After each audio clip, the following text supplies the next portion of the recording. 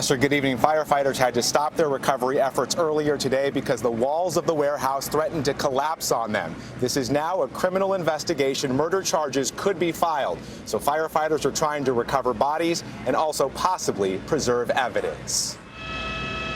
This is where the heartbreak began. Buried underneath ash and rubble, bodies of at least 36 victims, solemnly removed from the warehouse where they died. I can't explain, who I am anymore. Derek Almena leased the warehouse. In his first sit-down interview, he tells us his family was not there during the fire. He's spoken to investigators and has not been charged. Do I take blame or responsibility for this? His home, this warehouse, is where nearly 100 gathered for a dance party when flames exploded, a building not permitted for residential use.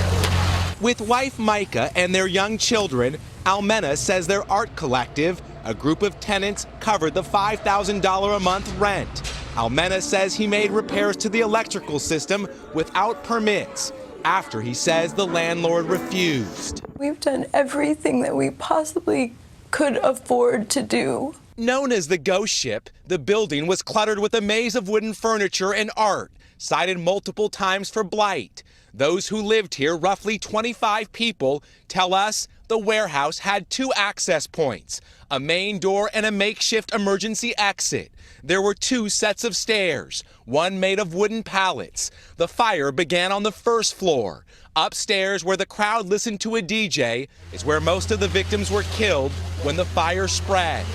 It happened so fast. The blaze broke out next to Carmen Brito's room. The victims were young, creative, and enjoying life. Brito remembers the faces of those who died. She survived the fire, but can't escape the grief. And I wish I could give a reason why I'm alive when so many other people aren't, and I can't. I don't know. Miguel Almaguer